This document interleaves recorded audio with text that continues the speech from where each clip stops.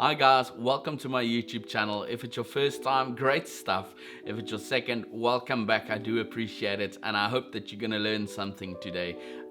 My name is Kobus Tolach. I'm a wedding photographer from Cape Town, South Africa, and I started this channel to teach you guys more about the wedding industry and everything that I've learned in the last 11 years. It's gonna take time. I obviously have to edit my weddings as I'm teaching you guys and making these videos, and it does take quite a bit of time. But first of all, I would like to thank each and every one of you for your response on my first video and the start of my channel. The response I had on Instagram, Facebook, WhatsApp, emails, everything was mind-boggling. Guys, thank you so much. I had so many suggestions as well, and so many compliments. I see quite a lot of you likes the lighting that I've done. I've even had phone calls from all over the country with people asking me what setup am I using. Suddenly I've got to know some new YouTubers that has also recently started. So it is really a great experience, and I can't wait to journey this journey with you guys and teach you whatever you would like to know. So the biggest challenge for me at this stage is to bring my personality to you guys. I see quite a few YouTubers talking about bringing your personality to your audience, and it's probably going to be the toughest thing to do. It's so much easier with a live audience.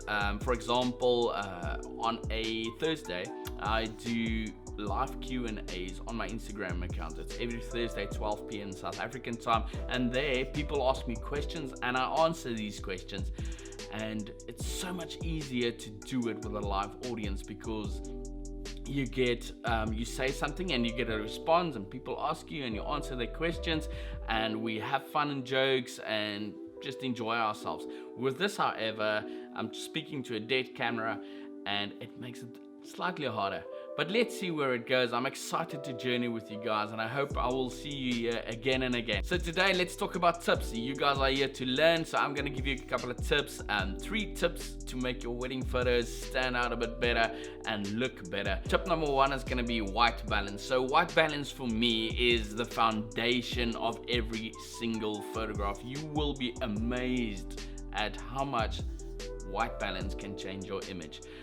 If your white balance is cold or warm, it can make a vast difference in what it looks like. That said, there's nothing like right or wrong. Some people prefer a warmer white balance, some people prefer a colder white balance. If you know my work, you know I like it slightly warmer. But there's also such a thing as just a correct white balance, and it is a good foundation to build your photo from there. But we'll look at that just now. The second tip would be the radial filter, and how you can use the radial filter, especially when you shoot into the light, is how to use the radial filter to just make the faces pop on an image. And the third one is sharpness, a quick, easy tool, also using the radial filter to create some sharpness that might just be off. Now I must tell you guys, I'm very, very strict on sharpness. It's hardly ever that I would take a photo that's not sharp and give it to a client unless it's like an amazing moment, and the moment for me is more important than the actual sharpness, and I know the client will love that moment. Guys, let's go have a look at those 3 tips. I'll start off with the white balance one right here on my computer, and I'll show you what I'm doing. White balance for me is really a foundation for every single image. I do, however, think that there's no rule with regards to white balance, and some people like warm white balance and some like a slightly cooler white balance, and it's really a preference thing, if I can call it that. The way, however, I do my white balance is to take the temperature slider. There you have it. It goes to the cool side as well as the warm side, but what I do is I pull it down quite cool until the image becomes like bluish, and then I take the tint slider. And now if you take the tint slider to the green side, it will obviously go green. To the other side, it is magenta, but I will take that down until I see some green appearing in the skin tones as well as the whites, and sometimes even the darks. And then once I've seen it becoming a bit green, I'll pull it back to the magenta, because I always just want that bit of magenta in the skin tones and as well as the whites, because let's face it, we all have magenta in our skin tones. Once we've done that, I then touch the temperature slider again and I bring it up quite a bit until I find the look I'm going for. Look how that image just pops, and I haven't even done, you can see all my sliders are resetted. This is just a raw file with a white balance. Let's have a look at another example. So here's another example, slightly cool. I'm gonna make it blue again, quite a bit blue, and then I'm gonna pull down the temperature slider. There's some green, not the temperature slider, sorry guys, the tint slider. And then I see the green, and I'm gonna bring back a bit of magenta, there we go. And now I'm gonna add the temperature to a point where I like it. So there. Now I must say, in this image I see if I push the temperature too much, I start seeing green in the skin tones a bit again. Then I might want to just add a bit more magenta to it. And I would say that for me is a very good base with regards to the white balance. Last example for white balance would be this one. We again pull it down all the way to the blue side. Once I've done that, we play again with the magenta and green slider. There, I think is a bit of magenta there. It might be slightly too much, but let's see if we add the temperature, what happens.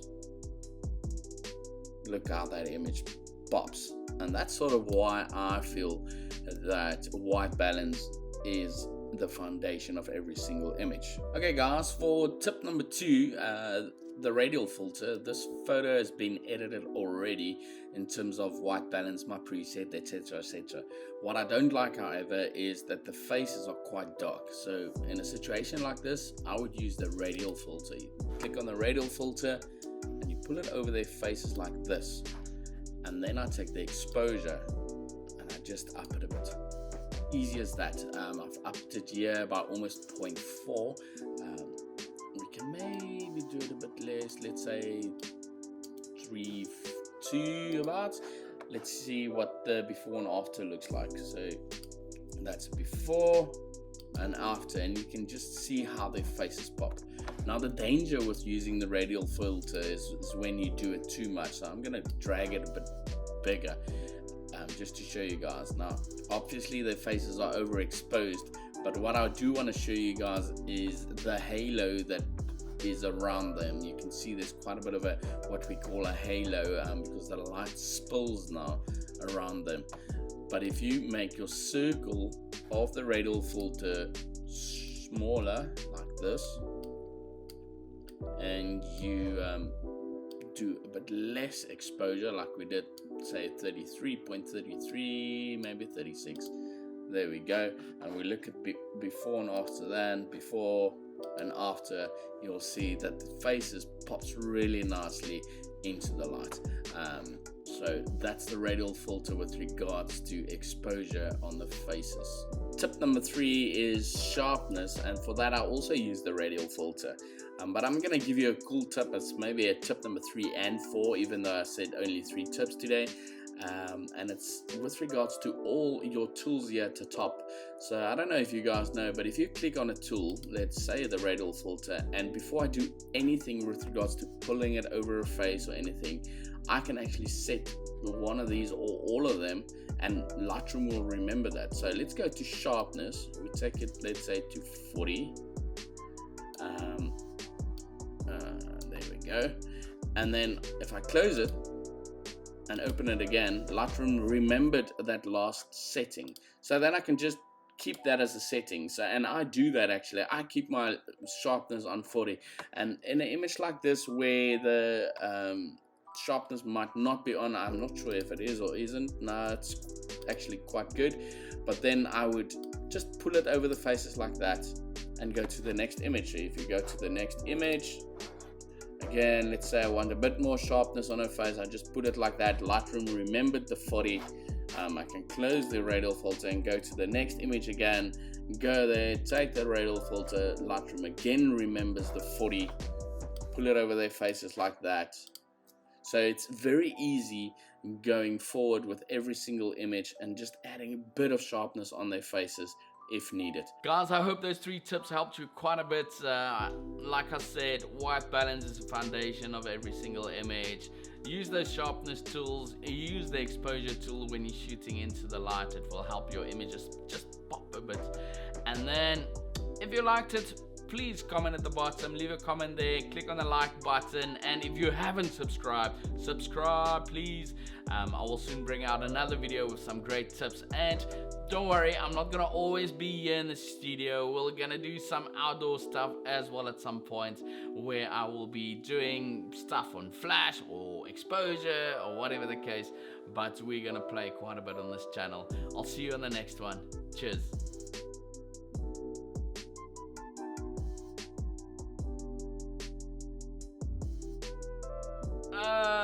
Okay, hang on a sec.